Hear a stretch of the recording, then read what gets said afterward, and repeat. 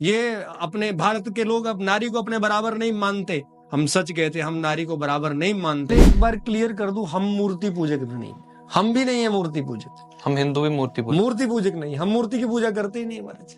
फिर हम मूर्ति की पूजा नहीं करते। हमारे वेदों ने हमें केवल पंचदेवों की उपासना की अनुमति दी है। वासुकी जी जो है, वासुकी जी के जितने पुत्र हुए हैं वो सब जम्मू कश्मीर में राज करते हैं। आज जितने भी, जम्मू कश्मीर पूरी ही नागों की भूमि है। बैरी नाग, कुकर नाग, कौसर नाग, अनंत नाग, किसी भी जगह में आप देख लीजिए नाग शब्द जुड़ा हुआ होगा, क्योंकि ये नागों की भूमि, क्योंकि ये नागों की भूमि है। मैं कहता हूँ राम जी तो पूज्य है।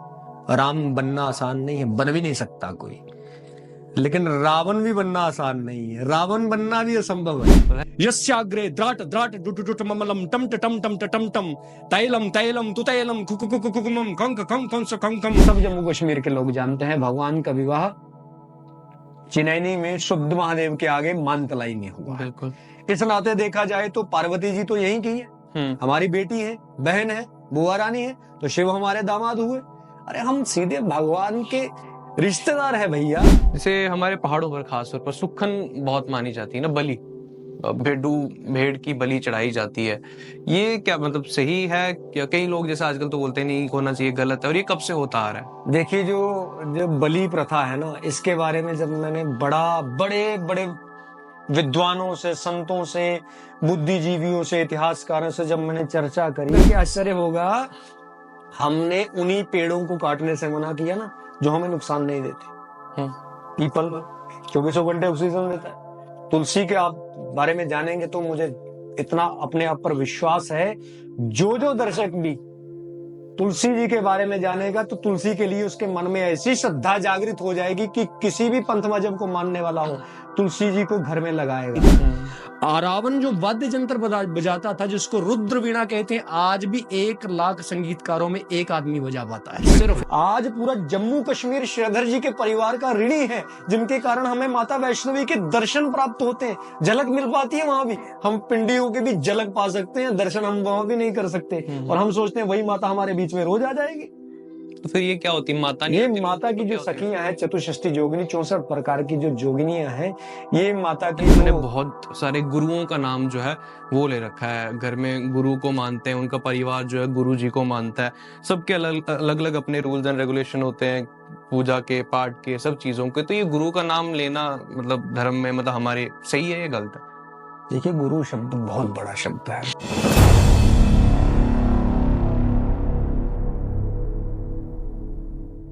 21वीं सदी के आज के इस दौर में हम भारतीय वेस्टर्न कल्चर की तरफ इतना ज्यादा आकर्षित हो चुके हैं और आम रोज के जीवन में इतना ज्यादा व्यस्त हो चुके हैं कि हमारी जो सभ्यता है या फिर कहें कि हमारा जो धर्म है कहीं ना कहीं उसे ही भूल चुके हैं। नमस्कार, the podcast station presented by मुल्क राजन अशोक कुमार ज्वेलर्स में आपका स्वागत है। और आज के हमारे इस एपिसोड में बहुत ही खास गेस्ट है जिनका नाम है कुसुम भाई हिंदू, और 72 रामायणों का इन्होंने अध्ययन किया हुआ है, यानी कि धर्म की जानकारी। इन सब खूबी जम्मू कश्मीर में मेरे हिसाब से किसी और के पास नहीं होगी। सो सबसे पहले तो नमस्कार, जय श्री राम। जय श्री राम। कैसे हैं आप? बहुत बढ़िया हूँ, और आपको आज यहाँ पे देख के और ज्यादा बढ़िया हो। क्या बात है। और बकलोल टीवी को बराबर देखते रहता हूँ, जो थोड़ी बहुत अपने में कमी होती है वो आपसे सीखते रहते हैं। क्या बात है। और हम आपकी जितनी भी आप राम कथा करते रहते हैं उनसे बहुत कुछ सीखते हैं, और सिर्फ जम्मू कश्मीर में नहीं पूरे भारत में ये राम कथा जो है करते रहते हैं। और कुसुम जी, जैसे मैंने शुरुआत ही की ना धर्म से, तो धर्म से शुरू करते हैं आज की। मैं बहुत मतलब इंटरेस्टेड हूँ आज की वार्तालाप में। सो धर्म जो है, धर्म क्या आपके नजरिए में? देखिए धर्म को अगर बड़ी साधारण सरलता में से समझाऊं तो धर्म कहते हैं धार्यति इति धर्म, जिसको धारण किया जा सके, और धारण करके आत्मनो मोक्षार्थम यगत हिताय च, हमें अपने आप को मोक्ष हो, मतलब हमारे मन को शांति मिले। कोई ऐसा कृत्य, कोई ऐसा कर्म करें, सदकर्म करें जिससे अपने मन को शांति मिले और पूरी दुनिया का कल्याण हो। और आपने देखा होगा जब भी हम पूजा करते हैं, जय घोष करते हैं, हमने जीवन में कभी ऐसा नहीं कहा कि मेरा कल्याण हो, बिल्कुल मेरे परिवार का कल्याण, हमने कहा विश्व का कल्याण हो। हम कहते हैं विश्व का कल्याण हो। ये धारणा होती है धर्म की। धर्म कभी भी किसी को लड़ने के लिए बाध्य नहीं करता। धर्म कभी भी कट्टर नहीं हो सकता। धर्म कभी भी किसी का गला काटने में अपने आप को प्रसन्नता अनुभव नहीं कर सकता। धर्म सबको समान रूप से, सम रूप से, सरल रूप से, सहज रूप से, सब प्रसन्नता से रहें। प्रकृति, जीव जंतु, पौधे, जड़, चर, चेतन, सब प्रसन्नता से रहें। धर्म वो व्याख्या है। और धर्म के बारे में यदि विस्तार में मैं आपसे जानना चाहूं तो धर्म को समझने के लिए धर्म की परिभाषा को समझना पड़ेगा। बिल्कुल। तो धर्म को समझे कैसे? धर्म को समझने के लिए धर्म की परिभाषा मैंने आपसे कहा समझनी पड़ेगी। और धर्म की परिभाषा क्या है? अब बड़े सारे लोगों के मन में कॉन्सेप्ट है, ये वाला धर्म, वो वाला धर्म, ऐसा वाला धर्म, वैसा वाला धर्म। लेकिन धर्म है क्या? माता पिता की सेवा करना पुत्र का धर्म है। ये कौन से धर्म में आता है? बहन की रक्षा करना भाई का धर्म है। देश की रक्षा करना हर एक नागरिक का धर्म है। तो धर्म के ये सब प्रकार हैं। मूल रूप से मैंने जो बात कही वो यूनिवर्सल ड्यूटी, जो हम सबको देश के प्रति, प्रकृति के प्रति, समाज के प्रति, विश्व के प्रति सदकर्म करने के लिए प्रेरित करे, उसे धर्म कहते हैं। और जिसे आज कहीं ना कहीं हम धर्म मान करके बैठे हैं ना, जैसे मान लो कि बड़े सारे लोग कहते हैं कि वो घंटी बजाता है, आरती करता है, वो बड़ा धर्मी व्यक्ति है। इसको धर्म नहीं कहते। फिर ये पूजा पद्धतियां हैं, ये वेश है, तरीके तो पंथ हैं। हिंदू, मुस्लिम, सिख, ईसाई, ये मतलब क्या? ये सब तरीके हैं भगवान को प्राप्त करने के, है ना। अब देखिए हमारे जो मुस्लिम भाई हैं वो अपने आप को क्या कहते हैं? मुस्लिम मजहब कहते हैं। जो हमारे ईसाई भाई हैं, मेरे बड़े प्रिय आत्मीय भाई हैं, वो क्या कहते हैं? रिलीजन कहते हैं। धर्म का कोई अल्टरनेट वर्ड नहीं है। रिलीजन को अगर आप ट्रांसलेट करिए तो उसका मतलब है संप्रदाय। संप्रदाय का अर्थ होता है पंथ, पंथ का अर्थ होता है रास्ता। और हमारे विद्वानों ने शुरू से कहा है, एकम सद विप्रा बहुधा वदंती, सत्य एक है, अलग अलग अलग अलग रास्ते बनाए हैं, जिसको जो वाला तरीके बनाए हैं भगवान के पास, जिसको जिस रास्ते से मन को शांति मिले उस रास्ते से। तो जैसे हम हिंदुओं में होता है कि हम मूर्ति की पूजा करते हैं, और वैसे ही मुस्लिम्स में होता है कि वो मूर्ति की पूजा नहीं करते, तो क्या बोलोगे? देखिए, मूर्ति पूजा करना ये पूजा पद्धति है। और वास्तव में यदि मैं एक बात कहूंगा तो शायद कुछ लोग मेरा विरोध भी कर दें, और कुछ लोगों को बिना सोचे या आगे मुझे बिना सुने हुए, इसी एपिसोड में बिना सुने हुए कुछ ना कुछ कहने लगे, कमेंट करें। तो मैं पहले एक बार क्लियर कर दूं, हम मूर्ति पूजक भी नहीं, हम भी नहीं है मूर्ति पूजक। हम हिंदू भी मूर्ति पूजक नहीं, हम मूर्ति की पूजा करते ही नहीं महाराज। फिर हम मूर्ति की पूजा नहीं करते। हमारे वेदों ने हमें केवल पंचदेवों की उपासना की अनुमति दी है। 5 देवों में हम सबसे पहले पूजा करते हैं श्री गणेश जी की, और इन्हीं 5 का मंदिर होना चाहिए, इनके सिवा किसी का मंदिर भी नहीं बना सकते हो। ठीक, हाँ। दूसरी हम उपासना करते हैं भगवान सूर्य नारायण की। तीसरी हम उपासना करते हैं शक्ति की, जगदम्बा देवी, वैष्णो, ये सब इसके स्वरूप हैं। स्वरूपों में पूजा हम कर सकते हैं। चौथी हम करते हैं शिव की, या शिव के ज्योतिर्लिंगों की, शिव के सिद्धपीठों की, स्वरूपों की। और 5वीं जो हम पूजा करते हैं वो नारायण या नारायण के अवतारों की। इन 5 की, पंचदेवों की पूजा की हमें अनुमति है। अब जब हम इनका मंदिर बनाते हैं तो किसी एक पत्थर को उठा करके उसे मूर्तिकार एक रंग देता है हमारी भावनाओं के जैसा। जैसे मान ले हमें अपने चित्र में अपने दादाजी दिखते हैं तो दादाजी का चित्र है, दिखेंगे बिल्कुल। और मेरा जो पोता होगा उसको नहीं पता होगा मेरे दादाजी कैसे हैं, उसने सुन रखा होगा, तो वैसी वो पेंटिंग बनवाएगा, वैसी मूर्ति बनवाएगा। वैसे ही भगवान हमारी परंपराओं में हमारे पूर्वज भी हैं, भगवान तो हैं ही, हम उनकी वैसी मूर्ति बनाते हैं। लेकिन पूजा मूर्ति की नहीं करते। आपको जानकर आश्चर्य होगा, अगर हम मूर्ति की पूजा करते हैं तो जब मूर्ति खंडित होती है तो उसे फिर दरिया में बहा क्यों दिया जाता है? ये पॉइंट है। उसे दरिया में विसर्जित क्यों किया जाता है? शब्द है विसर्जन करना। बिल्कुल। तो फिर तो उसको जोड़ दो एल्फी लगा करके। ठाकुर जी तो हैं ही, है ना। हम मूर्ति की पूजा नहीं करते हैं। हम वो उन वेदों द्वारा दिए मंत्र जो मूर्ति में भगवान की प्राणों को प्रतिष्ठित करते हैं, हम साक्षात भगवानों के प्राणों की पूजा करते हैं। और यदि आपको मेरी बात पर विश्वास ना हो कि मूर्ति में प्राण हम मंत्रों से वास करवा सकते हैं, तो राम लल्ला की अभी अभी प्राण प्रतिष्ठा हुई है, पूरे जगत ने देखा। बिल्कुल। प्राण प्रतिष्ठा से पहले चेहरा देखिए और बाद में चेहरा देखिए, पता पड़ जाएगा प्राण। बिल्कुल। वो जो मूर्तिकार थे उन्होंने भी खुद कहा कि ये मूर्ति मेरी बनाई हुई नहीं है, क्योंकि अब जो है चेहरा बिल्कुल डिफरेंट हो गया है।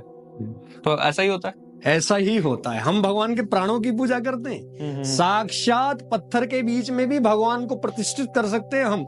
हमारी धारणा ये है, भाव मूर्ति पूजा का क्या है कि पत्थर में भी भगवान है, और यदि पत्थर में भगवान है भैया तो गऊ में नहीं, बिल्कुल। पत्थर में भगवान है तो सांप में नहीं, पत्थर में भगवान है तो वृक्ष में नहीं, पत्थर में भगवान है तो व्यक्ति में नहीं, तो फिर द्वेष क्यों? फिर धर्म को फॉलो कैसे करें? फिर धर्म को इसी तरह फॉलो किया जाए। हमारे विद्वानों ने कहा है, भगवान का वाक्य है, ईश्वरः सर्वभूतानां, मैं तो पत्थर पत्थर में रहता हूँ, कण कण में विराज। मैं कण कण में रहता हूँ, हरि व्यापक सर्वत्र समाना, ये तुलसीदास जी ने कहा है। सी राम मैं सब जग जानी, करऊं प्रणाम जोरी जुग पानी। बच्चा बच्चा भी भगवान का स्वरूप है, बूढ़ा भगवान का स्वरूप है। और हमें यदि धर्म का अनुसरण करना है तो हमें बच्चे बूढ़े पापी में भी भगवान के दर्शन करके उससे प्रेरणा लेने का, उसको अपने एकाग्र शांत भाव से सुधारने का प्रयास करना चाहिए। यही धर्म का सही अर्थ है मेरी समझ में। अच्छा, तो जैसे आपने कहा कि पापी से भी जो है हमें प्रेरणा लेनी चाहिए और वहां से भी जो है धर्म के बारे में सीखना चाहिए। तो रामायण, 72 रामायणों का आप अध्ययन करते हैं। सबसे पहले तो जैसे मेरे भी सुनने में आता, सोशल मीडिया पर कई सारी चीजें चलती हैं, रामायण के कितने मतलब रूप भारतवर्ष में पूरे रामायण अलग अलग तरह की हैं, कहीं पर कोई कहानी चल रही, कहीं पर कोई कहानी चल रही, तो रामायण असली में क्या है? देखिए, जो मूल रामायण है वो श्रीमद् वाल्मीकि रामायण है, जो महर्षि भगवान श्री वाल्मीकि जी ने लिखी थी। रामायण के आदि रचयिता वाल्मीकि जी हैं, और वाल्मीकि जी से पहले वाल्मीकि जी ब्रह्मा जी के अवतार हैं, और ब्रह्मा जी ने प्राप्त की है स्वयं साक्षात भगवान शंकर से, और शंकर को प्राप्त हुई है साक्षात भगवान श्रीमन नारायण से। इसलिए हम रचयिता की दृष्टि से देखें तो श्रीमन नारायण है। और वाल्मीकि रामायण को ही प्रमाण मान करके सबने अपने अपने टीका लिखे हैं, उसको अपने अपने भाषाबद्ध किया है, अपनी अपनी लैंग्वेज में, अपने अपने सरल लोग समझ सकें।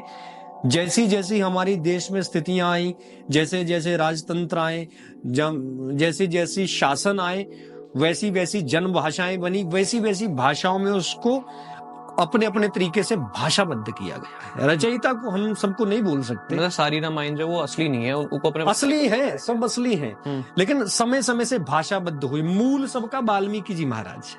अब तुलसीदास जी ने वाल्मीकि जी की ही रामायण को आधार करके वंदना की है वाल्मीकि जी की। कबीश्वर कपीश्वर हो, कबीश्वर उन्होंने वाल्मीकि जी को कहा है, भगवान वाल्मीकि जी को मान के वो कबीश्वर चले हैं। तो वाल्मीकि जी की जो रामायण है वो प्रमाणिक है।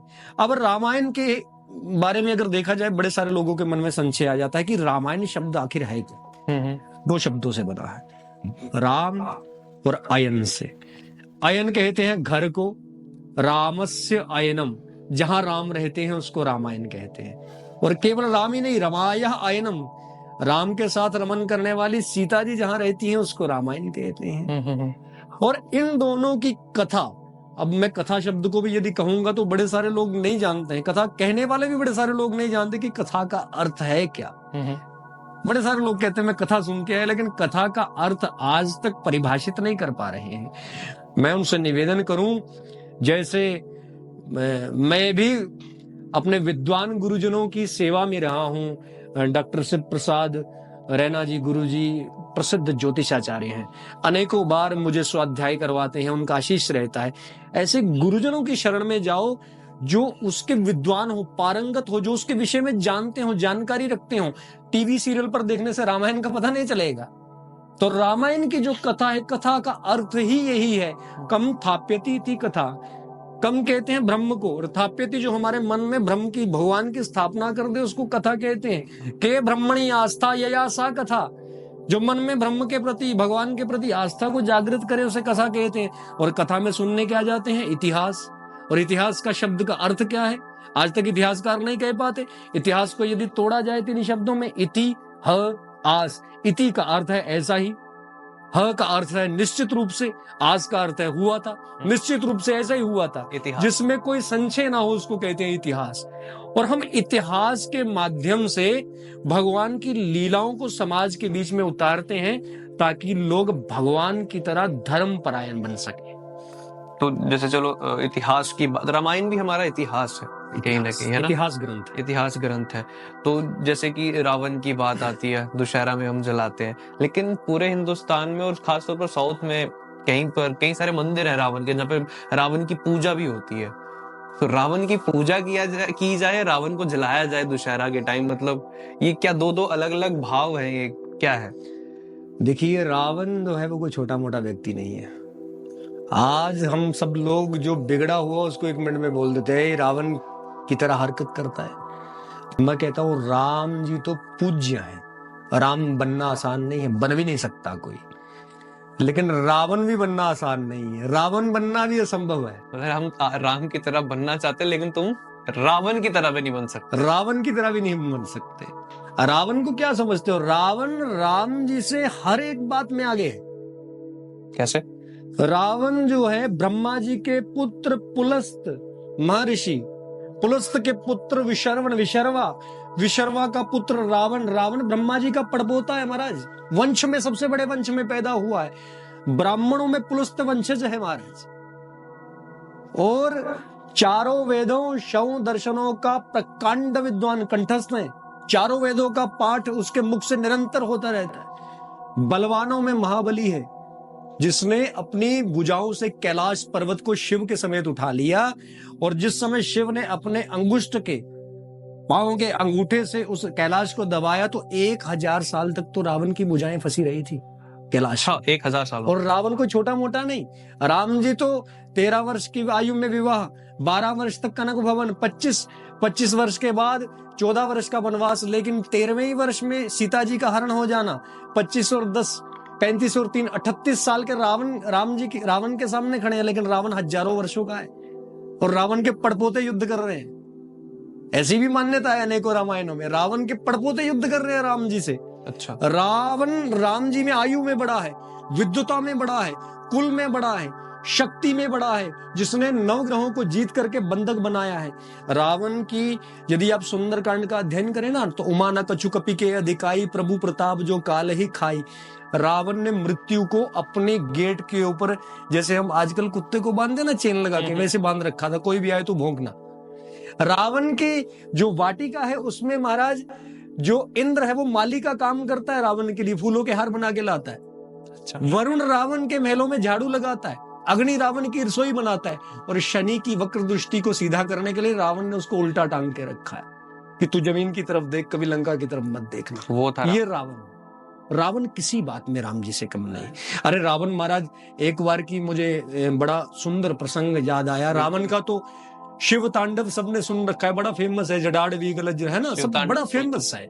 और कोई भी दुनिया में भगवान शंकर की पूजा संपूर्ण ही ना होती जब तक इस तांडव स्तोत्र का पाठ ना किया जाए। लेकिन रावण ने अनेकों स्तुतियां लिखी है। रावण इतना बड़ा विद्वान है, खड़ा खड़ा स्तुतियां बना देता था, खड़ा खड़ा। एक शार्दुल विक्रीडित छंद में रावण ने बड़ा सुंदर श्लोक लिखा है। और रावण जब गाता था, रावण के मुकाबले संगीतकार कोई नहीं था। रावण जो वाद्य यंत्र बजाता था, जिसको रुद्र वीणा कहते हैं, आज भी 1 लाख संगीतकारों में एक आदमी बजा पाता है, सिर्फ एक आदमी। रुद्र वीणा सब नहीं बजा पाते उसको। और रावण महाराज, मैं रावण के विषय में क्या कहूं, रावण जब भगवान शंकर की स्तुति करता तो कैलाश पर्वत की चोटियां बिखरने लगती, टूटने लगती। रावण जब शिव की स्तुति करता तो समुद्र में कंपन होने लगता, सुनामी आने लगती, ज्वालामुखियां फटने लगती, नवग्रहों की दशा दिशा बदल जाती, सूर्य को भूल जाता कि मुझे अपने केंद्र के ऊपर ही अपने आगे पीछे परिक्रमा करनी है, अपने आगे पीछे घूमना है, पृथ्वी की चाल बदल जाती। रावण महाराज क्या विद्वान है। रावण का एक श्लोक मुझे बड़ा प्रसिद्ध याद आ रहा है, बड़ा इसका एक भाग पिछले दिनों फेमस हुआ था, लेकिन आज तो पूरा किसी से मैंने सुना नहीं, तो पूरा मैं ही सुना देता हूँ। रावण ने एक श्लोक बड़ा सुंदर गाया है। डिम डिम डिम कत डिम्ब डिम्ब डम रूपाणो सदा यस्य वै फुम फुम फुम कत सर्पजाल हृदयम गम गम च घंटारवम बम बम बम कत भम भम बहनम कारुण्य पुण्यात् परम बम बम बम कत भम भम नयनम ध्यायेत शिवम शंकरम यावत तोय धरा धरा धर धरा धारा धरा भूधरा यावद चारु सुचारु चारु चमरम चामी करम चामरम यावद रावण राम राम रमणम रामायणे शूयताम तावत भोग विभोग भोग मतुलम योगायते नित्यसा। यस्याग्रे द्राट द्राट डुटुटुट ममलम टम टम टम टम टम तैलम तैलम तुतैलम कुकुकुकुकुकुमम कंक कंक कंस कंकम डंस डंस डुडंस डुई डुई चकितम भूपकम भूयनालम ध्यायस्ते विप्रगाहे सवसति सवलः पातु वह चंद्रचूड़ा घात्रम भस्म सितम सितम च हसितम हस्ते कपालम सितम खटवांगम च सितम सितश्च वृषभः कर्णे सिते कुंडले गंगा फेन सिता जटा पशुपतश्चंद्रः सितो मूर्धनि सोयम सर्वसितो ददातु विभवम पापक्षयम सर्वदा। ये रावण था। क्या इसके रावण का करेक्टर, रावण के शब्दों में झलकता था कि रावण कितना बड़ा विद्वान है, रावण कितना बड़ा योद्धा है। ये रावण के करेक्टर है, उसके शब्दों में झलकता था। और रावण हर बात में राम जी से आगे है। लेकिन फिर भी वाल्मीकि जी ने, फिर भी गोस्वामी तुलसीदास जी ने रावण को हर जगह राक्षस लिखा। क्यों? रावण में एक बात ऐसी थी जो राम जी सब कुछ कम होते भी, राम जी से सब कुछ ज्यादा होते भी रावण को राक्षस बना गई। वो था रावण का एटीट्यूड। इसलिए आज भी कलयुग में जिसके पास विनम्रता नहीं, एटीट्यूड नहीं, वो राक्षस है महाराज। क्या बात है। तो ये जैसे सवाल की शुरुआत हुई थी कि रावण को पूजा जाए या जलाया जाए, क्योंकि कई जगहों पर पूजा जाता है। रावण के मंदिर है हिंदुस्तान में, साउथ में, श्रीलंका में भी शायद से हैं। तो ये पूजा किस लिए की जाती है? देखिए, रावण कोई साधारण व्यक्ति नहीं है। यदि आप रावण का इतिहास रामायण में पढ़ें तो सनक सनंदन सनातन सनत कुमार सनकादिक ऋषियों द्वारा भगवान के ही पार्षद जय और विजय को शाप मिला था 3 जन्मों तक राक्षस होने का। पहले जन्म में यही हिरण्याकशिपु हिरण्याक्ष बने, दूसरे जन्म में रावण कुंभकर्ण बने, तीसरे जन्म में दंतवक्र शिशुपाल बने कृष्ण भगवान के समय में। तो भगवान का जो पार्षद है, नारायण का पार्षद भी नारायण ही है। इसलिए नारायण, इसमें लेश मात्र भी कोई, मैं कहूं, सोचने की, तर्क कुतर्क करने की कोई वस्तु ही नहीं है कि रावण गलत था। ये तो भगवान ने हम आने वाली पीढ़ी को लीला से समझाना था कि तुम अगर परिपूर्ण हो, लेकिन पर स्त्री के लिए तुम्हारे अगर आंख में जरा भी मैल है तो तुम विधर्मी हो, तुम धर्म नहीं तो रावण से बड़ा शिव का कोई भक्त नहीं। भगवान राम ने तो कभी कभार शंकर जी की स्तुति की होगी, सुबह सुबह जब शाम को आराधना की होगी। रावण ने तो हजारों वर्ष शंकर का तप किया है। लेकिन तप करने के बाद भी भगवान ने सबको ये संदेश देने के लिए कि वुमेन एम्पावरमेंट जिसके ऊपर आज बोला जा रहा है, उस बात को सबके सामने सत्यापित करने के लिए, सबके सामने प्रकाशित करने के लिए, प्रकट करने के लिए कि नारी का हमारे समाज में वो स्थान है। यदि नारी को, और बाली को क्यों मारा था? नारी के कारण। सुग्रीव की पत्नी को उसने अपने शयन कक्ष में रखा, अगर ना रखता तो राम जी कभी ना मारते। रावण को क्यों मारा है? हमारे देश में तो एक नारी के लिए महाराज पूरे देश का सर काट दिया जाता है। उदाहरण के लिए सीता जी, उदाहरण के लिए द्रौपदी जी, ऐसे उदाहरण हैं। और भगवान ने वुमेन एम्पावरमेंट, तो ये आज हमें मॉडर्नाइजेशन वाले सिखा रहे हैं कि वुमेन एम्पावरमेंट। हमने कभी नारी को अपने बराबर नहीं माना। सच कहते हैं वो लोग, हमने उच्च समझा। सच कहते हैं वो लोग जो कहते हैं कि ये अपने भारत के लोग अब नारी को अपने बराबर नहीं मानते। हम सच कहते हैं, हम नारी को बराबर नहीं मानते। हम नारी के लिए कहते हैं यत्र नार्यस्तु पूज्यन्ते रमन्ते तत्र देवता। जिस घर में नारी की पूजा होती है वहीं पर देवता वास करते हैं, वहीं पर धर्म कर्म होता है। और नारी के लिए हमारे वेदों में लिखा है, वेद की ऋचाएं कहती हैं अहम केतुर अहम मुर्दा अहम उग्रा विवाचिनी। मैं इस देश की मुर्दा हूं, शीश हूं, धर्म की ध्वजा में हूं। और नारी को लिखा है कि यज्ञ में स्त्री ही ब्रह्मा बभूविथ, यज्ञ में नारी ही ब्रह्मा जी है। ब्रह्मा और कोई नहीं, नारी है। ब्रह्मा जी का काम क्या है? पैदा करना। नारी का काम क्या है? गर्भ से सृष्टि पैदा करना। और हम भी किसी नारी के पुत्र हैं। बिल्कुल, कहते हैं ना कि नारी ही जग की जननी है, नारी ही जग की शान, नारी से ही पैदा हुए संत ऋषि महापुरुष महान। तो नारी तो सर्वोच्च है, सबसे ऊपर है। हम यही कहते हैं, हम नारी के मान सम्मान में। हमारे घर में जब बच्ची पैदा हो तो हम क्या कहते हैं? हमारे घर में क्या आया? देवी। कंजक पूजन करते हैं वैष्णो दुर्गा का रूप मान के। वही जब विवाह कर लेती है तो हम क्या कहते हैं? पदवी गड़ाते हैं क्या? नहीं। कम होती है क्या? हम कहते हैं हमारे घर में लक्ष्मी आई है।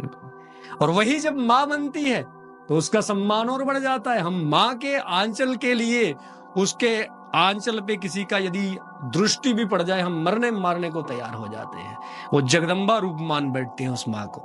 हम नारी के सम्मान में, राम जी ने नारी का सम्मान कैसे किया जाता है, नारी के प्रति हमारा धर्म कैसा हो ये सिखाया है। और सीता जी ने नारी का पति के प्रति, समाज के प्रति क्या धर्म है ये सिखाया है। रामायण के एक एक पात्र में सीख है, सीखने की बिल्कुल, आवश्यकता। हर एक पात्र में सीख है। अभी नारी की बात हो रही है तो जुड़ता हुआ सवाल पूछूंगा कि हमारा जो धर्म है क्या उसमें प्रेम का स्थान है, और जो आजकल का प्रेम चल रहा है उस पर आपके क्या विचार है? देखिए, धर्म सबका ही एक है, हमारा नहीं। वसुदैव कुटुंबकम, वसुधा मतलब पृथ्वी, पृथ्वी पर रहने वाले जो जानवर है उसका भी वही धर्म है जो मेरा है। उसका भी धर्म अपने बच्चों का पालन पोषण करना है। एक चिड़िया भी जानती है अपने बच्चों को खाना खिलाना है, उसको पालना है। बिल्कुल, हर एक प्रत्येक एक बहती हुई, जो हम कहते हैं ना कि इसमें चेतना नहीं है, जो जड़ है नदी, वो भी अपना धर्म जानती है। मुझे अपने बच्चों को, अपने पुत्रों को अपने जल से पालना है, इनकी प्यास को बुझाना है। एक धरती, निर्जीव धरती, जिसको सब लोग, जिसको साइंस आजकल कहती है ये निर्जीव है, इसमें तो जान ही नहीं होती, ये पत्थर है, ये मट्टी है, वो भी जानती है। अपनी छाती फाड़ करके उसमें से अनाज प्रकट करके मुझे अपने पुत्रों को पालना है। एक गऊ भी जानती है मुझे अपने दुग्ध से, अपने दूध से अपने पुत्रों को पालना है। तभी तो हम सबको पूछते हैं, तभी तो हम सबका एक ही धर्म है। जड़ का, चेतन का, जो कॉन्शियस है, जो लिविंग थिंग है, जो नॉन लिविंग थिंग है, सबका वही धर्म है। सनातन, शाश्वत, जो परमानेंट है, जो कभी समाप्त नहीं होगा। मैं यदि एक प्रश्न कर दूं सारे समाज से आपके माध्यम से, कोई बता दे सनातन धर्म कब से शुरू हुआ? किसी के पास जवाब नहीं होगा। और जो पैदा ना हो वो मरता भी नहीं है, और प्रकृति का नियम है जो पैदा हो उसको मरना पड़ता है। जिसकी डेट ऑफ बर्थ है उसकी डेट ऑफ डेथ भी होगी, इसलिए हम मर नहीं सकते। सर्टिफिकेट भी बनेगा, इसलिए हम मर नहीं सकते। इसलिए ये धर्म सबका है। भले ही आज हम पद्धतियों में, भले ही आज हम अपने तरीकों में, पंथों में एक दूसरे से द्वेष पाल के बैठे हूं, मैं तो ये कहता हूं मैं सबका हूं, सब मेरे हैं। मैं तो ये कहता हूं, हमारी भारतीय सभ्यता देखी जाए तो असल में यही है कि मैं सबका हूं और सब मेरे हैं। सब मेरे हैं। हाँ। और इसी में अब बात करूंगा, इसी को प्रेम कहा जाता है। आज जो मॉडर्नाइजेशन है, मैं सबका हूं सब मेरे हैं, ये प्रेम है। ये मेरी है मैं इसका हूं, ये प्रेम नहीं। वो मेरी है मैं उसका हूं, या मेरा वो है मैं उसकी हूं, ये प्रेम नहीं है। क्यों? प्रेम की परिभाषित करता हूं महाराज। शरीर के प्रेम को, जिसको हम प्रेम कहते हैं, वो आकर्षण कहा जाता है उसको, उसके लिए शब्द है आकर्षण। वो प्रेम नहीं हो सकता, 2-3 साल में कम हो जाएगा। दूसरा, यदि हम समझे कि प्रेम बुद्धि से किया जाता है, तो बुद्धि जो है वो प्रेम का विषय नहीं है। बुद्धि किसका विषय है? सुख का। क्या करूं सुख मिल जाए, क्या ना करूं दुख ना मिलेगा। तर्क वितर्क का विषय है। प्रेम ना ही शरीर का विषय है, ना ही बुद्धि का विषय है। प्रेम आत्मा का विषय है। और एक बड़ा उदाहरण देता हूं रामायण में से ही, बड़ा सुंदर उदाहरण है। बड़े सारे लोग मुझसे कभी कभी प्रश्न पूछते हैं। मैंने एक विद्वान को सुना था, मैंने भी सुना था, क्योंकि मैं ये कहूं कि मैं बहुत विद्वान हूं, मैं विद्यार्थी हूं, विद्वान नहीं हूं। मेरे तो जिनको मैं मानता हूं, हनुमान जी, वो भी अपने आप को विद्वान नहीं कहते। तुलसीदास जी ने कह दिया विद्यावान गुणी अति चातुर। मैं भी विद्वान नहीं हूं, विद्यावान हूं, विद्या को अध्ययन करने वाला हूं, विद्यार्थी हूं। विद्या का अध्ययन करने वाला हूं, विद्यार्थी हूं। तो जिसका मालिक विद्यार्थी है तो उसका नौकर जो है वो तो अभी तो नर्सरी में पढ़ने वाला हूं। तो मैंने विद्वान को सुना था, एक बड़ा सुंदर प्रसंग है। प्रश्न है कि जिस समय सोने का हिरण बन के मारीच सीता जी के सामने आया, तो क्या राम जी को पता नहीं चला कि ये हिरण है या मारीच है? बिल्कुल। तो राम उसके पीछे क्यों गए? राम उस सोने के हिरण के पीछे क्यों गए? और प्रश्न भी बड़ा सुंदर है। और इसका उत्तर वाल्मीकि जी महाराज ने अपनी रामायण में कहा है। जिस समय सीता जी ने राम जी से पहली बार कुछ मांगा, विवाह हुए कितने वर्ष हो गए हैं, लेकिन आज तक कुछ नहीं मांगा। ये नारी का धर्म है। पति के सुख में अपना सुख ढूंढना, ये नारी का धर्म है। और पत्नी की संपूर्ण व्यवस्थाओं को पूरा रखना, ये भी पति का धर्म है। ये नहीं पति की नारी खाने को नहीं है तो पति धर्म निभा रहा है, बिल्कुल पति का भी बराबर धर्म है, उसका पूरा ध्यान रखना, और नारी कभी मुख से ना मांगे, ये नारी का धर्म है। सीता जी ने जीवन में कभी कुछ नहीं मांगा। आज सीता जी ने पहली बार राम जी से कहा मुझे जे सोने का हिरण चाहिए, तो राम जी ने कहा क्यों, वाई, आपको ये हिरण क्यों चाहिए? तो जब भी हम कहीं तीर्थ जाएं, घूमने जाएं या फॉरेन में चले जाएं, तो वहां से कोई ना कुछ चीज खरीद के लाते हैं, उसका मेमोरी रहे, हमारे पास उस जगह की मेमोरी रहे। जब भी हम किसी को दिखाएं अपने को, तो ये वहां से खरीदिए, England, this is from England, ये वृंदावन से है मेरी तुलसी की माला, ये अयोध्या जी से है सरजू का जल, ये जगन्नाथपुरी से है, ये वहां से रामेश्वरम से है, ये महाकालेश्वर से है। तो कुछ ना कुछ खरीद के लाते हैं हम, सिंबल, उस स्थान का सिंबल, जो उस स्थान का निरंतर हमें याद दिलाए। तो सीता जी ने कहा हमने जो वनवास काटा ना, इसने बहुत कुछ हमें सिखाया। हम यदि राजमहलों में रहते तो हम मर्यादा नहीं सीख पाते, हम कठिन परिस्थितियों में पैदा होना नहीं सीख पाते, पलना नहीं सीख पाते, चलना नहीं सीख पाते। हमें हमारे वनवास ने बहुत कुछ सिखाया है। और मैं आपसे एक बात कहूं, यदि राम जी का 14 साल का बीच में दुख काट दो तो राम कथा में कुछ भी नहीं है। और दुख ही वो आग है जो मनुष्य को सोने को, कच्चे सोने को, हेम को तपा करके स्वर्ण करती है, चमकाती है। और दुख इसलिए भगवान की कृपा है। जब भी कोई दुखी हो तो दुखी मत हुआ करो, सुखस्य दुखस्य न कोपि दाता, ये अपने कर्म है। ठाकुर जी जिसको दुख देते हैं समझ लो उसको तपा करके अब उसको निखारने वाले हैं। तो इसको अपने आप में अच्छा माना करो कि मेरे ऊपर दुख आया, और दुख उसी की ओर होता है जिसकी ओर ठाकुर जी की दृष्टि हो कि इसको दुख दूंगा। और जिसको ठाकुर जी की दृष्टि प्राप्त होगी उसको और चाहिए क्या, उसको कुछ नहीं चाहिए, उसको तो सब कुछ मिल गया। सीता जी ने पहली बार कहा है कि स्वामी जी चाहिए, क्यों चाहिए, हम इसको वनवास का सिंबल बना के ले जाएंगे, मैं जब भी इसके साथ खेलूंगी मुझे वनवास के दिनों का स्मरण होगा।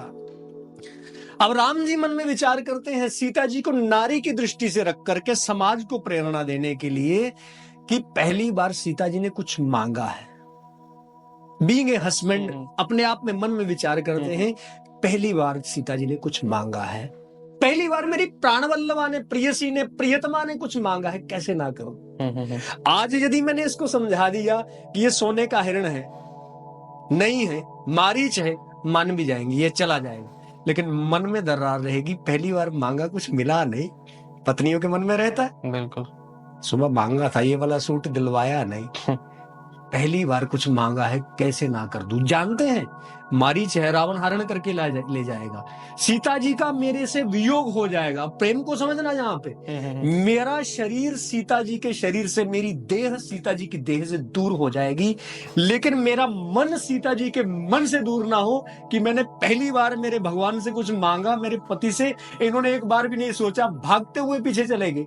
इसलिए सीता जी के लिए राम जी ने कहा अब चाहे शरीर दूर हो जाए, हमारे दिल ना दूर हो। और जितना राम मारीच के पीछे गए और सीता जी का रावण हरण करके दूर ले गया, शरीर जितने दूर हुए दिल इतने पास होते गए। इसलिए आज भी कहते हैं प्रेम की जोड़ी है सीताराम की जोड़ी, और यही प्रेम को स्थापित किया है राधा और कृष्ण ने, कभी जीवन में मिले ही नहीं दूसरी बार। अगर शरीर के आकर्षण को प्रेम कहा जाता तो बार बार मिलते, बुद्धि के मिलने को कहा जाता तो बार बार बुद्धि से उनकी वार्ताएं होती, पत्राचार होता, लेटर डालते एक दूसरे को, चिट्ठियां तो उन दिनों भी चलती थी, लेकिन सब कुछ दूर कर लिया और मन इतने पास आ गए। इसको प्रेम कहते हैं। और प्रेम बड़ा पवित्र चीज है, प्रेम को समझना बड़ा कोई सबके बस की नहीं। और प्रेम का एकमात्र सिद्धांत है, प्रेम में लिया कुछ नहीं जाता, दिया जाता है। त्याग का नाम प्रेम है। क्या बात है, त्याग का ही नाम प्रेम है। समझ लो, प्रेम करना है तो त्यागना है। भगवान से प्रेम करना है तो नींद त्यागनी है, भगवान से प्रेम करना है तो खाना पीना त्यागना है, व्रत करने हैं। भगवान से प्रेम करना है तो सुख त्यागना है, ठंडी में नहाना है। भगवान से प्रेम करना है तो सब अपने मोह माया का त्याग करना है। भगवान से प्रेम करना है तो परिवार तक का त्याग करना पड़ता है। महाराज साधु बन जाते हैं। तो जैसे कि आजकल की जनरेशन पूछती है ना कि what is love, so love is sacrifice. Yes, त्याग ही प्रेम है। तो अगर आप प्रेम को पाना चाहते हो तो जिंदगी में बहुत कुछ त्यागना जो है वो आपको पड़ेगा। बट मैं, चलो प्रेम की बात हो रही है, सब कुछ बात हो रही है, लेकिन मुझे ना पर्सनली जो प्रेम है अपनी जम्मू कश्मीर की धरती से बड़ा प्रेम है। मतलब आई पर्सनली फील ब्लेस्ड कि मैं इस धरती से पैदा हुआ हूँ। मैं तो भद्रवाह से हूँ, वसुकीनाग जी की धरती उसे कहा जाता है। लेकिन जम्मू कश्मीर लोगों को बहुत कम पता होगा। मैं चाहूंगा आप थोड़ी सी दृष्टि उस पर डालें कि जम्मू कश्मीर धर्म से कितना जुड़ा हुआ है। देखिए, आपने कहा मातृभूमि से प्रेम है। आपने जीवन में कभी राम जी की पूजा नहीं की होगी, फिर भी आप राम जी के सिद्धांतों पे चल रहे हैं। आपने जीवन में कभी राम जी का नाम स्मरण नहीं किया होगा, लेकिन आप राम जी के तब भी पुजारी कहे जाओगे, भक्त कहे जाओगे। क्यों? राम जी ने कहा है, जननी जन्म भूमिश्च स्वर्गादीपि गरीयसी। मेरी माँ और मेरी मातृभूमि स्वर्ग से बड़ी है, जो इसकी पूजा कर दे उसको मेरी पूजा की आवश्यकता नहीं। इसलिए हम फौजी भाइयों से कहते हैं, अरे तुम मत माला फेरा करो, तुम्हारा कर्म है, हो गया, हो रहा है, बॉर्डर पे खड़े हो जाओ। उनका कर्म ही, उनका देश का रक्षण ही उन्हें सदगति, जो हम पूजा करके गति प्राप्त करेंगे सदगति, उससे भी श्रेष्ठ वीर गति को प्राप्त करवा देता है। जब कोई बलिदान होता है तो हम क्या कहते हैं, ये वीर गति को प्राप्त हुआ है। और ऐसे ही मैं कहूं, आप अगर अपने देश से प्रेम करते हैं तो समझ लो आपने सारी पूजा, सारी भक्ति कर ली। देश से बड़ी भक्ति, देश से बड़ा प्रेम, देश से बड़ी पूजा इस दुनिया में किसी की है ही नहीं। और हमारे राम कहते हैं, मैं किसके लिए अवतार लेता हूं? गोदुज देनु देव हितकारी, विप्रधेनु सुर संत हितलीन मनुज अवतार। मैं इस धरती माता की सेवा के लिए तो अवतार लेता हूं। मेरा मन करता है मैं इस धरती माता को चूमूं, इसकी माटी को अपने माथे मस्तक तिलक करूं, इस माटी की सेवा करूं, और इस माटी पर से, इस देश पर से निश्चरहीन करूं, मही बुझ उठाई पनकीन, इस धरती से राक्षसों का नाश करूं। यही कहते हैं भगवान, यदा यदा ही धर्मस्य ग्लानिर्भवति भारत अभ्युत्थानम अधर्मस्य तदात्मानं सजाम्यहम् परित्राणाय साधूनां विनाशाय च दुष्कृतां धर्म संस्थापनार्थाय संभवामि युगे युगे। इस धरती पर से अधर्म का नाश करके धर्म का स्थापना करूं, इस धरती पर रहने वालों को सुख दूं, इसलिए तो भगवान आते हैं। तो धरती से प्रेम, जम्मू कश्मीर से प्रेम होना, भारत से प्रेम होना, ये सबसे बड़ी पूजा है। और अब बात ही चली है जम्मू कश्मीर की महाराज, तो हमारे में ना संकल्प में एक बड़ा सुंदर नाम पढ़ते हैं, आर्यावर्ते जम्बू द्वीपे। जम्बू का अर्थ है समग्र, एक। तो 7 द्वीप कहते हैं ना, कहते हैं इतिहास में जिस समय जल ही जल था, सी लेवल अप था, मतलब मॉडर्न भाषा में से, बिल्कुल, उस समय हम सबसे ज्यादा हाइट पर है समुद्र तल से। तो ये सामने यही पृथ्वी बची हुई थी, जम्मू तो कश्मीर। यहीं पर से जो है सभ्यताओं का शुभारंभ हुआ है।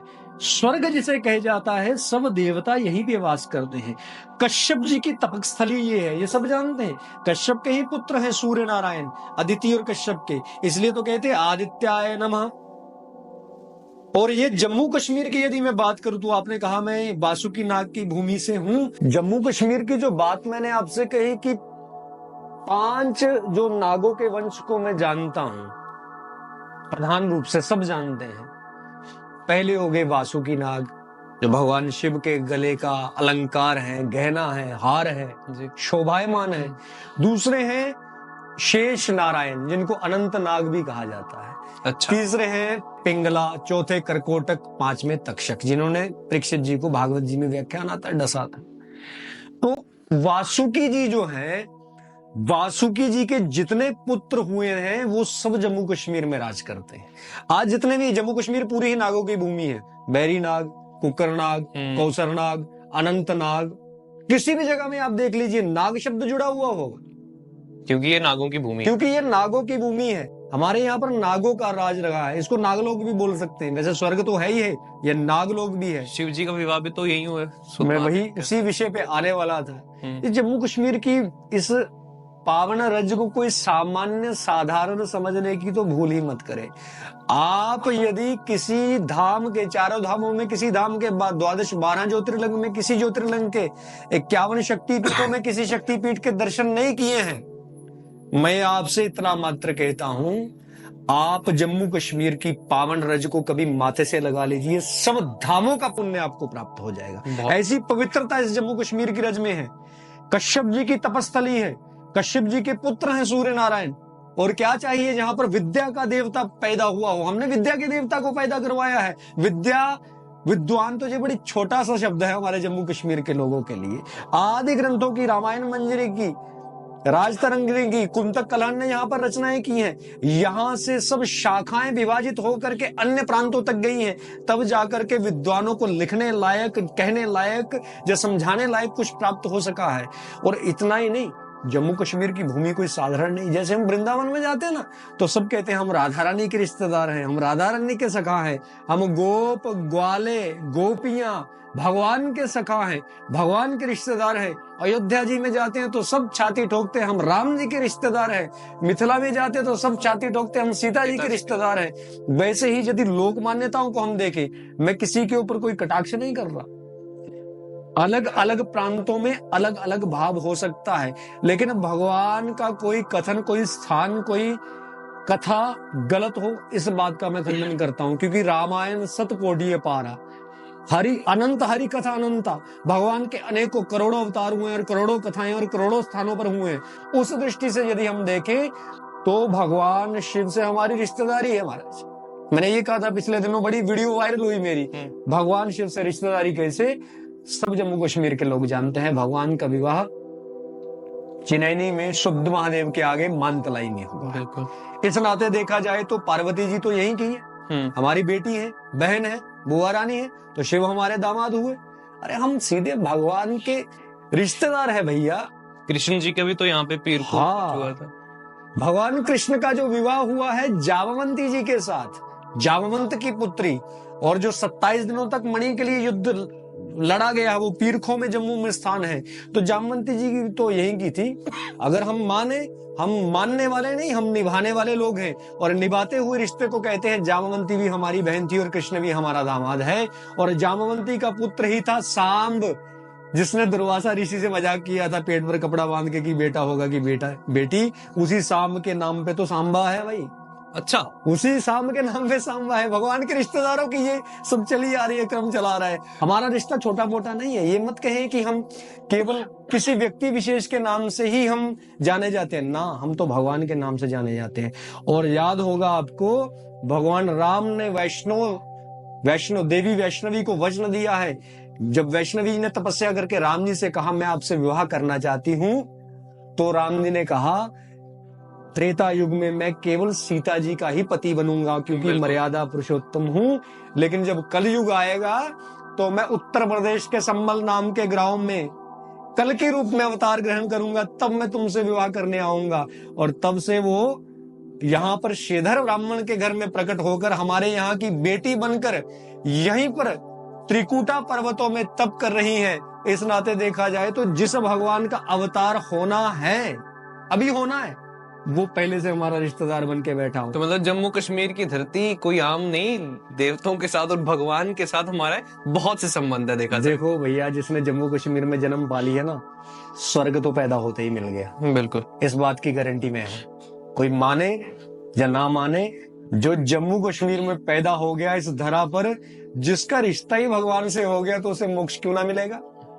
लेकिन आज आवश्यकता है तो हमें अपने आप के उस स्टेटस को मेंटेन करने की। अब रिश्तेदार भगवान के है ना, कोई चीफ मिनिस्टर का रिश्तेदार हो तो रेडी लगा के संतरे बेचे अच्छा लगेगा, या गालियां निकाले लोगों को अच्छा लगेगा, या नशा करे अच्छा लगेगा। ऐसे ही हम भगवान के रिश्तेदार हैं। चीफ मिनिस्टर को छोटी मोटी बात है, भगवान जिसके इशारे से ब्रिकुटी विलास सृष्टि लय हुई, ऐसे ब्रिकुटी हिला दे तो करोड़ों ब्रह्मांड नष्ट हो जाते हैं, उसके रिश्तेदार हैं।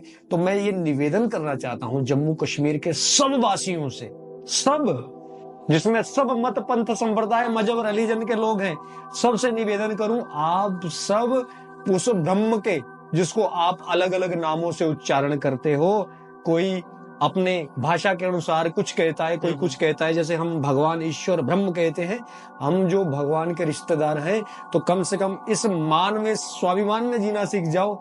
हम भगवान के रिश्तेदार हैं, मोक्ष तो तुमने पैदा होते ही पा लिया है, इस बात में कोई शक नहीं है। और एक बड़ी प्रसिद्ध मुझे बात याद आ रही है, हमारे यहाँ मजाक में कहते हैं ना, जमाने की खुदाई एक तरफ, जोरू का भाई एक तरफ।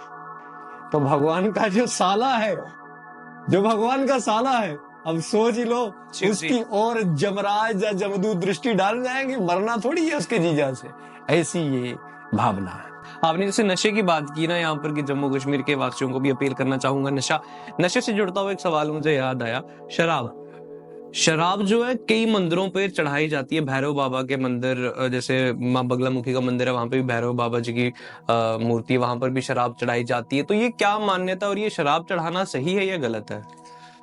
देखिए, नशे के बारे में मैं कहूँ तो आज तो लोगों ने भगवान को भी नहीं छोड़ा नशेड़ी बनाने से।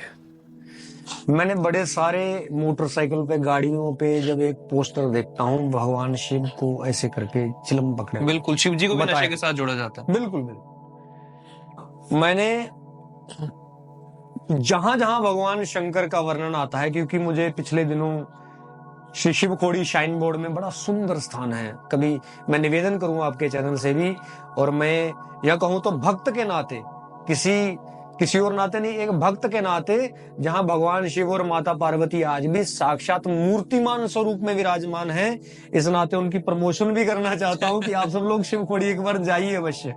तो जहां भगवान शिव के ऐसे ऐसे स्थान हैं, वहां पर लोग ऐसे ऐसे फोटो लेकर के जाते हैं। और मैंने शिवखोड़ी में जब शिव पुराण की कथा कही थी शिवखोड़ी शाइन बोर्ड में, मैं आभारी हूं शाइन बोर्ड का भी, शाइन बोर्ड के चेयरपर्सन का, सेक्रेटरी, सबका, बोर्ड मेंबर्स का, श्री गुरु डॉक्टर शिव प्रसाद रैना गुरुजी का, जो गुरुजी हैं जिनका हाथ मेरे सिर पे रहता है, जिनके कारण मैं जो भी हूं आज उन्हीं के कारण हूं। तो जब मैंने वहां पर शिव पुराण की कथा कहनी थी तो मेरा ये मानना था कि जहां जहां शिव का वर्णन है, जिस जिस पुराण में, उस सब पुराणों का अध्ययन किया जाए अच्छी तरह से। मैंने पूरा 1 साल लगाया, एक एक पन्ना, एक एक पंक्ति, एक एक अक्षर तक खंगाल खंगाल कर देखा। मुझे कहीं ऐसा प्रमाण नहीं मिला जहां पर शिव ने किसी प्रकार का कोई नशा किया हो, कहीं प्रमाण नहीं मिला। यदि कोई कह दे आज मुझसे आकर के कि यहाँ शिव पुराण के इस श्लोक में लिखा है कि शिव ने ये वाला नशा किया है, तो मैं मान जाऊं। तो फिर ये आया कहां से? ये आया है, हम सब लोग ना, एक होता है जो शास्त्रीय वैदिक या धर्म पद्धति से भगवान को पूजता है, एक होता है मनमुखी, जैसा मन में आएंगे हम वैसा करेंगे। जैसे बच्चे भी होते हैं ना, माता पिता कहेंगे बच्चों पढ़ो, तो लेकिन बच्चे मनमुखी, हम तो फोन देखेंगे। तो फोन देखने के लिए माता पिता ने नहीं कहा है, लेकिन जोड़ दिया है कि माता पिता अच्छे होते तो फोन जरूर देखता, हमने जोड़ दिया है। ये हमारे लोक मत है जो हमने भगवान शिव को मतलब नशे की तरफ जोड़ा है। भगवान शिव का एक बड़ा प्रसिद्ध श्लोक है, आपसे कहता हूं, हमारे एक बड़े विद्वान हैं गंगाधर जी, वो कहते हैं इसको कई बार में, मैं उनका नाम भी कोड कर दूं, बड़े मेरे अग्रज हैं, बड़ा स्नेह मुझसे रहता है उनका आशीर्वाद भी मुझसे, मेरे ऊपर रहता है। वो एक श्लोक के माध्यम से बड़ा सुंदर समझाते हैं, कर्पूर घोरम करुणावतारम संसार सारम भुजगेंद्रहारम सदा वसंतम हृदयारविंदे भवम भवानी सहितम नमामि। भगवान शंकर के रूप का वर्णन किया है कि कर्पूर घोर है, गोरा वर्ण है, और गोरे कैसे हैं? कपूर की तरह। अब जो नशेड़ी आदमी होता है वो गोरा होता है या पीला होता है? नशेड़ी आदमी, हाँ, तो पीला ही होगा जिसमें खून नहीं होगा। करुणावतारम, करुणा के अवतार हैं, दया करना जानते हैं। देवताओं ने कहा जहर पी लो, तो देवताओं से जहर लेके पी लिया और क्षमा कर दिया। अब नशेड़ी के पास कोई लेकर जाएगा थोड़ा सा जहर पी ले तो क्या करेगा? और जैसे भंग के साथ जोड़ते हैं ना शिव जी को, वही मैं बता रहा हूँ। तीसरा कहा है संसार सारम, पूरे संसार का सार जिनके दिमाग में है, पूरे दुनिया की बुद्धि। नशेड़ी को तो ये भी नहीं याद रहता सुबह क्या खाया था, शाम को क्या खाया। बिल्कुल। भुजगेंद्र हारम, गले में नाग है, और नशेड़ी नाग छोड़ो रस्सी देख के डर जाता है कहीं सांप ना हो। कौन सी सिमिलरिटी है जो भगवान शिव को नशेड़ी कहती है? ऐसा नहीं। ऐसा मैंने सुना है अनेकों संतों के मुख से, जिस समय समुद्र का मंथन हुआ था तो सबसे पहले क्या निकला था? हलाहल विष। बिल्कुल, विष निकला था, जहर निकला था।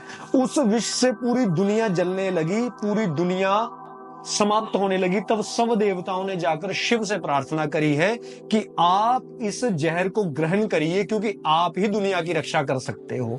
तब शिव ने उस जो जहर था हलाहल, उसको अपने हाथों से अंजलि से ग्रहण किया था। और ऐसी मान्यता है ने को संतों से मैंने सुना है, मैं तो संतों का बड़ा मान सम्मान करता हूँ, और संतों का वाक्य ब्रह्म वाक्य है, मैं तो ऐसा कहता हूँ। संत भगवान ही है, संत भगवान से कम भी नहीं है।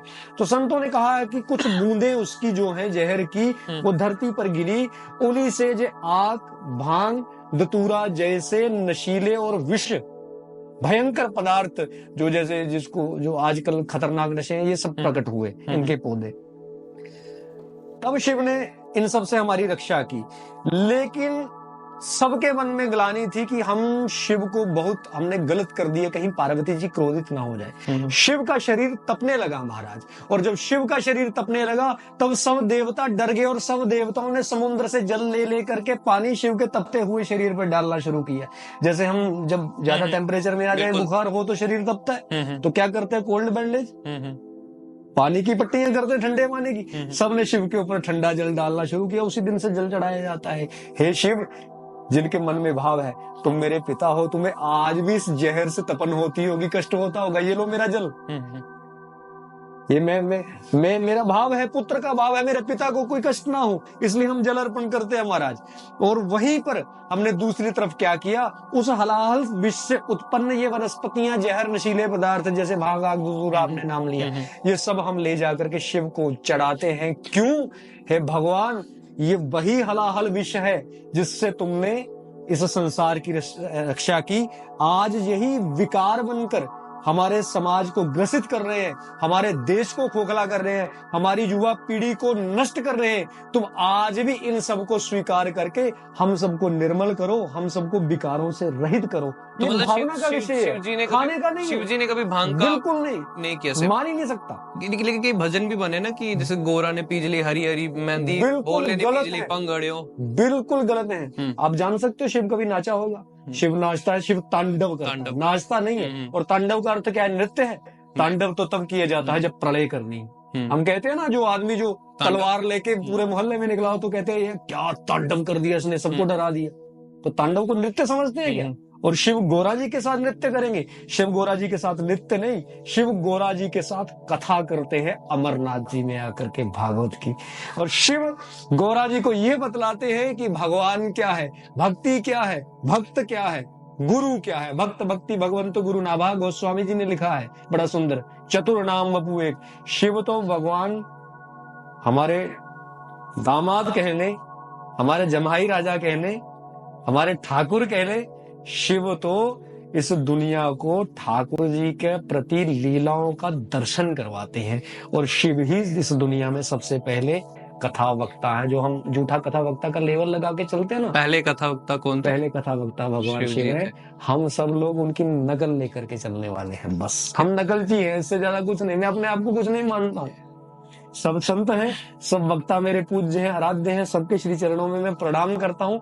लेकिन मैं अपने आप को नकलची मान के चलता हूँ, मैं कोई वक्ता भी नहीं हूँ। मैं चलो नहीं, जो कथा वक्ता चलो आप हैं, लेकिन जैसे चलो इस टॉपिक पे बात हो रही है, पहाड़ों पे या मोस्टली नॉर्थ साइड ही देखा जाए, कहीं पर भी माता जो लोगों को आती है ना, माता आती है लोगों को, तो वो माता क्या होती है? देखिए, माता शब्द बड़ा पवित्र शब्द है। माता तो हर एक के घर में है, जन्म दिया। जब वो होता है कुछ तो कहते हैं माता आती है। और वही माता का ममतामय वात्सल्यमय स्वरूप जो है वो जगदम्बा दुर्गा के रूप में। हमारे घर में जो माँ है ना, यही दुर्गा है। अगर समझ लोगे तो इसी में दुर्गा जी के दर्शन हो जाएंगे। राम जी ने किसी में दर्शन नहीं किए भगवान के, वो तो भगवान स्वयं है। उनके भगवान कौन थे? प्रातः काल उठी के रघुनाथा, मात पिता गुरु नावही माता।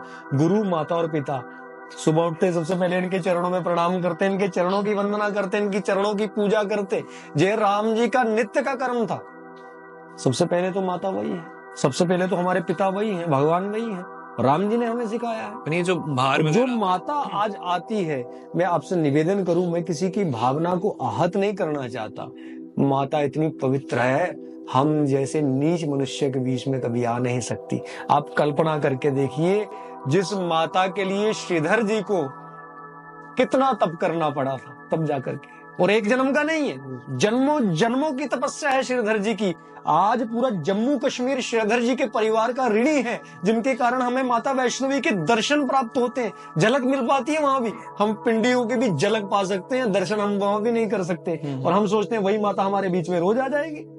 तो फिर ये क्या होती है माता? ये माता की जो सखियां हैं, चतुष्षष्ठी जोगिनी, 64 प्रकार की जो जोगिनियां हैं, ये माता की जो मतलब विकराल, शांत, ये सब प्रकार की हैं।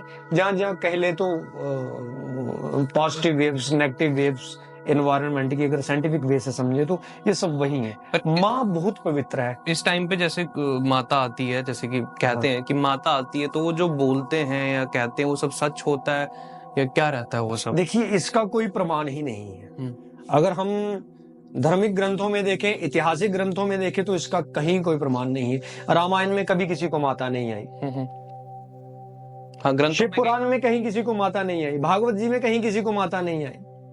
जहां आई है स्वयं माता ही आई है। और माता हमारी इतनी निर्बल नहीं है किसी के शरीर की आवश्यकता पड़े।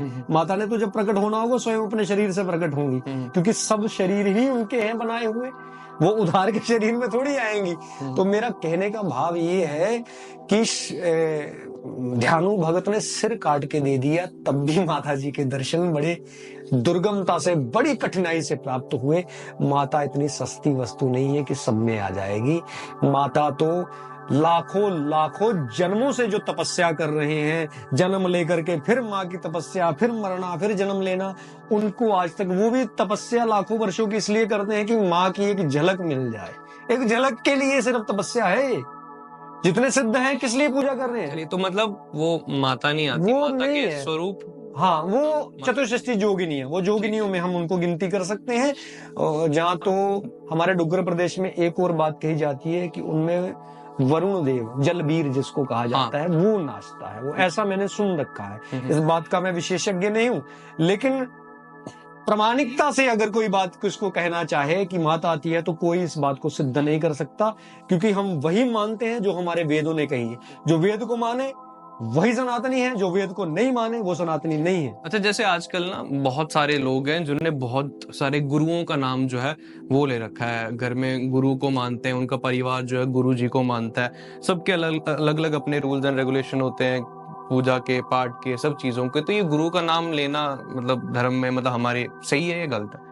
देखिए, गुरु शब्द बहुत बड़ा शब्द है। गुरु माने अंधकार, रू माने प्रकाश, जो अंधकार से प्रकाश की ओर ले जाए। और गुरु शब्द को हम कहीं समझ नहीं सके।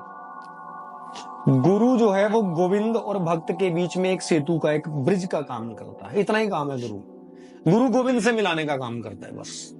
गोविंद से ना मिलाएगा, कुछ और नाम रख देगा गोविंद का, आखिर तो मिलना उसी ब्रह्म में ही जाकर के। एको ब्रह्म द्वितीयो नास्ति, दूसरा कोई है ही नहीं इस संसार में। मैं मान ही नहीं सकता और किसी की सत्ता है, वो एक ही है, चाहे जिस नाम से उसको पुकारे।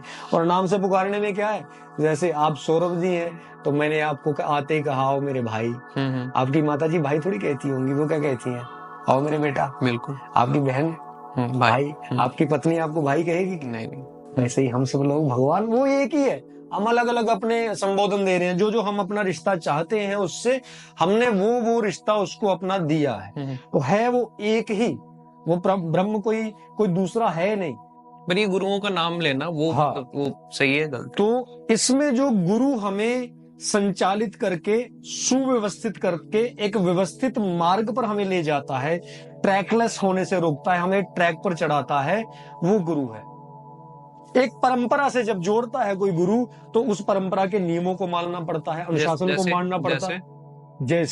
जैसे कोई भी गुरु हमें जोड़ेगा परंपरा से, तो परंपरा के बीच में कोई भी स्थान होगा तो सबसे पहला ये आएगा कि बुरा काम मत करो, बुरी चीजें मत खाओ, माता पिता की सेवा करो, झगड़ा मत करो, लड़ाई मत करो, गलत मत बोलो। ये सब में कॉमन है। ये कोई संप्रदाय, मजहब, रिलीजन बोल ही नहीं सकता हमारे में नहीं है। सब बोलेंगे ना। जब ये सब बातें आ गई तो वो व्यक्ति एक आदर्श, एक सभ्य, एक मर्यादित व्यक्ति बन गया। मतलब वो ट्रैक पर आ गया। फिर वो कभी ट्रैकलेस नहीं हो सकता, फिर वो कभी भड़क नहीं सकता, फिर वो कभी नशे में नहीं जा सकता, फिर वो कभी क्रिमिनल नहीं बन सकता, फिर वो कभी देश का दुश्मन नहीं बन सकता। तो मतलब किसी गुरु का नाम जैसे आपके परिवार में भी लिया होगा, तो एक परंपरा के साथ, एक रूल्स एंड रेगुलेशन के साथ आप जुड़ जाते हो, तो कहीं ना कहीं एक अच्छे वे में चले जाते हो, तो अच्छी चीज है। एक और चीज मैं पूछना चाहूंगा ना, मेरे मन में बहुत ही टाइम से सवाल था, कभी सही जवाब किसी ने मुझे दिया नहीं। जैसे हमारे पहाड़ों पर खासतौर पर सुक्खन बहुत मानी जाती है ना, बलि, भेड़ की बलि चढ़ाई जाती है।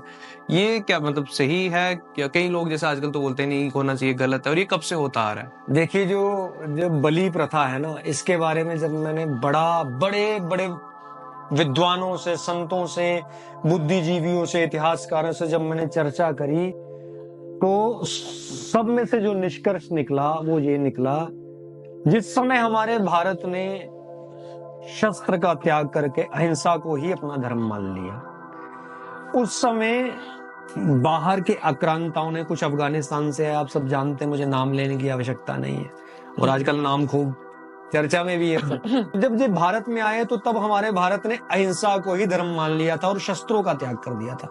तब इन सब ने पूरे भारत में मार काट करना शुरू कर दी। उस समय हमारे जो महापुरुष थे, जो पूर्वज थे, उन्होंने हमारा जो युवा रक्त को देख करके घबराने लगता था, डरने लगता था, उसमें वीरता का भाव जाग सके, इसलिए उन्होंने कहा कि चाहे ही पशु की गर्दन काट के इसको रक्त दिखाओ, उसका दिल खोला जाए, इसमें साहस प्रकट किया जाए, तो उन्होंने पशुओं की गर्दन काट के ही इसको भगवान की पूजा पद्धति से जोड़ने का काम शुरू कर दिया कि कहीं ना कहीं ये नपुंसक ना बन जाए, कायर ना बन जाए, इसलिए बलि प्रथा है।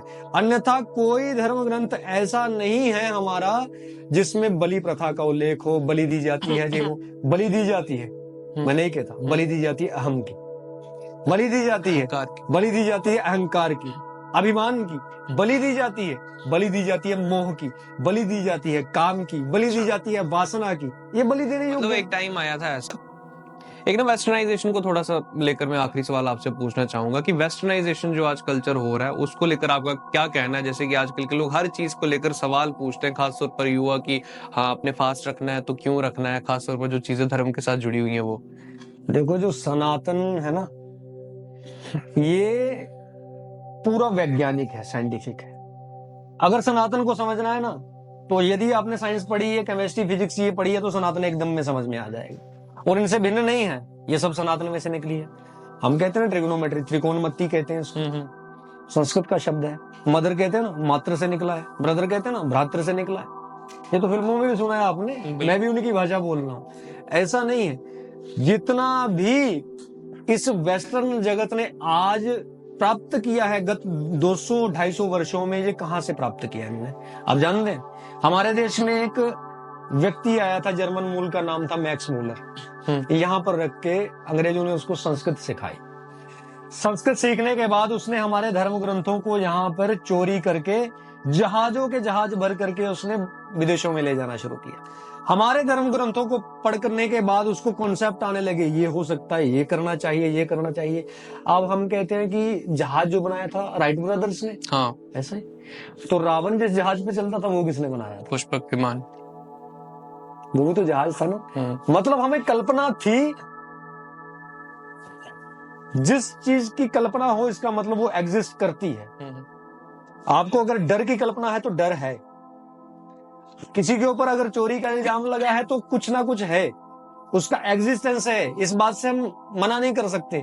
तो विमान शास्त्र एक ग्रंथ लिखा गया है भरद्वाज मुनि के द्वारा, उसमें पढ़े, उसमें अनेकों प्रकार के विमानों का, उसमें जेट फाइटर, उसमें वो जो एयर बसेस, सबका उसमें वर्णन है, चॉपर, हेलीकॉप्टर, सब उसमें मिल जाते हैं, कैसे बनाए जाते हैं। यहां से पढ़ करके उसको ट्रांसलेट किया, इंग्लिश में बताया और तब बनाना शुरू कर दिए।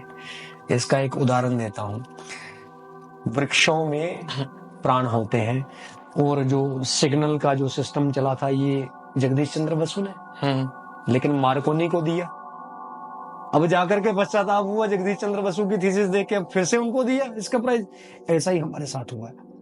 अब जाकर के पता चला अंग्रेजों को, there are 9 planets in our solar system. हमने कहा अच्छा, पंडित जी तो लाखों वर्षों से कहते हैं नवग्रहों की पूजा की जाए, ब्रह्मा मुरारी स्त्रिपुरांतकारी भानु शशि भूमि सुतो बुधश्च गुरु शुक्रा शनि राहु केतवा सर्वे ग्रहा शांति करा भवंतु। ग्रहों के नाम तक तो बता दिए हमने, सूर्य, चंद्र, मंगल, बुध, बृहस्पति, शुक्र, शनिश्चर, राहु, केतु, और क्या पूछना? ये सब यहां से चुरा करके गए हैं।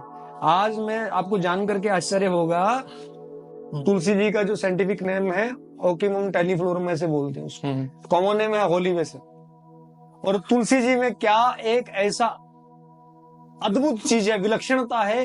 तुलसी जी तो 20 घंटे ऑक्सीजन प्रोड्यूस करते हैं, 4 घंटे ओजोन प्रोड्यूस करती है। दुनिया में एकमात्र वृक्ष है O3 ओजोन प्रोड्यूस करती है। हम किस बात को नहीं मानते? गाय के लिए एक बड़ा सुंदर कहा गया है, गावो विश्वस्य मातरः। गौ पूरी दुनिया की माँ है। और माँ किसको कहते हैं? जो दूध दे वो माँ है। अब दूध तो बड़े सारे पशु देते हैं, क्या वो सब माँ की श्रेणी में आएंगे? नहीं।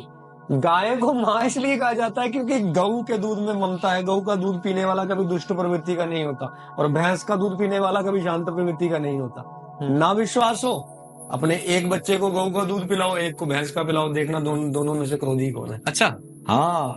और गऊ के गोबर में महाराज ऐसे ऐसे एंटीऑक्सीडेंट्स कह लो, जहाँ बीमारियों से लड़ने वाले तत्व थे। हमारे बुजुर्ग क्या करते थे पहले? टाइल्स तो अब आई ना, मार्बल नाम से समझ लो, जो बल को मार दे उसको कहते हैं मार्बल। मार्बल। और आज हमारी 90% औरतों के घुटने नहीं चलते, क्यों? मार्बल पे चलती है।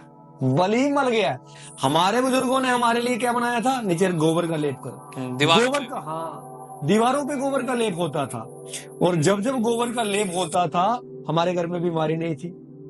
आज ऐसी व्यवस्था है कि डॉक्टर से मिलने के लिए हमको लाइन में लगना पड़ता है। मैं जब छोटा था, मुझे याद है, जब मैं पहली बार अपनी होश में बीमार पड़ा तो डॉक्टर साहब अपनी टाटी उठा के मेरे घर में आ रहे थे मुझे देखने के लिए। डॉक्टर को पेशेंट ढूंढना पड़ता था, आज पेशेंट को डॉक्टर ढूंढना पड़ता बड़ी है। सही बात बोली है आपने। हाँ, क्योंकि हम अपनी सभ्यता को, अपनी पौराणिकता को भूल चुके हैं, और हमारी सभ्यता पौराणिकता ही हमारी वैज्ञानिकता है महाराज। अब आगे और मैं बात करूं, गऊ का जो 10 ग्राम घी है ना, देसी गऊ का, देसी में घी, साहिवाल, राठी, ये सब आती है हमारी, वो बिलायत वाली नहीं। इनके घी को जब हम आग में जलाएं ना, 10 ग्राम घी को, तो टनों के हिसाब से ऑक्सीजन प्रोड्यूस करता है। अच्छा। हाँ, और ये बात लिखी है, एक बड़ी प्रसिद्ध पुस्तक है, द साइंस बिहाइंड द यज्ञ, यज्ञ के पीछे का विज्ञान क्या है। उसमें वैज्ञानिकों ने अनुसंधान करके, ये मैं अपनी मनमुखी बात नहीं कह रहा, उसमें ये बताया गया है कि 10 ग्राम घी जलने से टनों के हिसाब से ऑक्सीजन प्रोड्यूस होती है। अब सब लोग कहते हैं, अरे तुम हवन में घी जलाते हो, हवन में मेवे जलाते हो, तुम तो अंधविश्वासी हो, ये वो होते हैं, हवन से बारिश कैसी होती है? सबके पीछे का विज्ञान है। हाँ, हवन से बारिश कैसी होती है? यज्ञ से बारिश हो ही नहीं सकती, ये अंधविश्वास है। मैं बताता हूँ। वैज्ञानिकों ने कहा 10 ग्राम घी जलने से टनों के हिसाब से ऑक्सीजन प्रोड्यूस होगी। ऑक्सीजन प्रोड्यूस होगी तो जाएगी कहाँ? हवा में। गैस है ना, हवा में, वायुमंडल में जाए। अब वायुमंडल में जाएगी तो वायुमंडल है ठंडा, तो वहां पे क्या होगी? कंडेंसेशन, जिसको साइंस में कहते हैं। वाटर वेपर्स बनेंगे, हाइड्रोजन के साथ मिलाप होगा, और ऑक्सीजन के जो 2 है वो हाइड्रोजन के साथ लगेगा, और क्या बनेगा? फिर जब वो वापस आएगा तो क्या होगा? बारिश होगी। तो यज्ञ से वर्षा होती है, ये वैज्ञानिक है, इस बात को मान के चलो। अच्छा, जैसे गाय की बात आप कर रहे थे, तो गाय रखनी चाहिए घर में? पक्का रखनी चाहिए। और यदि गाय ना रख सको, मैं आप सब शहरवासियों से निवेदन करूं, जैसे मैं भी शहर में रहता हूँ, आप भी शहर में गऊ के चारे की व्यवस्था नहीं, गऊ के रखने की व्यवस्था नहीं, क्योंकि 3-3, 4-4 मरले के प्लाट में तो हम खुद रह रहे हैं। बिल्कुल जानवरों की तरह तो हमने रहना सीख लिया, खुली जगह से तंग जगह पे आ गए। हाँ, पिंजरे में आ गए। तो हम सबको ज्यादा ना कर सके तो गौशाला में जाकर के एक गऊ और एक बछड़े के जितना भी खर्चा हो उसका आजीवन, मान लो महीने में 500 रुपया आ जाएगा, तो वो इतना सा दान करना ही चाहिए। हमारा जन्मदिन हो तो हम जन्मदिन में मांगना ना सीखें, मेरे लिए गिफ्ट लाए हैं, भिखारी बन गए भैया, उस दिन एक दिन के लिए हम राजा बने, हम जाकर के दान करना सीखें, हम गऊ के लिए दान करें। जैसे कि आजकल की जनरेशन पूछती है क्यों? हाँ, तो क्यों का अर्थ ये है कि गऊ रहेगी तो सृष्टि रहेगी। कैसे? गऊ रहेगी तो घी उत्पन्न होगा, गोबर उत्पन्न होगा, यज्ञ होंगे, बारिश होगी, बारिश से फसल पैदा होगी, फसल को हम खाएंगे, हम जीवित रहेंगे, तो सृष्टि चलेगी। जिस दिन गोस्वामी जी ने लिखा है, जाधर धरा देव ना होई रसार सातवता संचोई, भूकंप कहे गाय की गाथा, कापे धरा त्रासति जाता। जिस दिन गौ नहीं रहेगी ना, उस दिन जीवन भी नहीं रहेगी। जिस दिन गौ नहीं रहेगी, आज गौ कम है तो कैंसर ज्यादा है, मैं विश्वास से कह सकता हूं। गौ के गोबर में ऐसा एक आकर्षण तत्व है, एक ऐसी ऊर्जा है जो रेडियो एक्टिव, जिसे बोलते हैं ना, जो एटॉमिक रेडिएशंस, उसको भी समाप्त कर सकती है, केवल गऊ का गोबर कर सकता है। विश्वास नहीं होता ना? कहां पर हुआ एटॉमिक आज तक हमला? Hiroshima Nagasaki. आज तक विकलांग पैदा होते हैं, लेकिन जिसको हम ब्रह्मास्त्र बोलते हैं, अणुबम बोलते हैं, वही तो परमाणु है, और वो कुरुक्षेत्र में चल चुका है। लेकिन कुरुक्षेत्र में लगड़े लूले क्यों नहीं पैदा हो रहे? क्योंकि वहां प्रत्येक घर में गऊ है, प्रत्येक घर में गऊ का एक गोबर का लेपन किया जाता है। इसलिए बहुत इंटरेस्टिंग बात बोली आपने, आपको पता है, बहुत ही ज्यादा इंटरेस्टिंग बात। इसलिए हम बचे हुए हैं, ये मैं आपसे कहना चाहता हूँ। और इसलिए मेरा निवेदन है, गावो विश्वस्य मात्रा, गौ को पालो, गौ को पालने से स्वस्थ रहोगे। क्या बात है। और ये आज का पॉडकास्ट ना, मुझे लगता है, मुझे नहीं पता कितने घंटे कब से मैं बातें कर रहा हूँ, लेकिन इतना ज्यादा मजा आया, क्योंकि जैसे मैं हूँ, मेरी बहुत ज्यादा रुचि है अपने धर्म को लेकर, अपने इतिहास को लेकर, रामायण को लेकर, महाभारत को लेकर, और जितनी नॉलेज आज कुसुम भाई हिंदू जिसे हमें मिल पाई है, मैं आपका बहुत बड़ा धनी हूँ, और ऑडियंस भी बिल्कुल मुझे लगता है कि सेम फील कर रही होगी। And thank you so much अपना वक्त निकालने के लिए, बहुत बहुत धन्यवाद हमारे पास आने के लिए। And the podcast station presented by मुल्क राज एंड अशोक कुमार ज्वेलर्स में फिलहाल इतना ही। आप कुछ कहना चाहते हैं लास्ट में?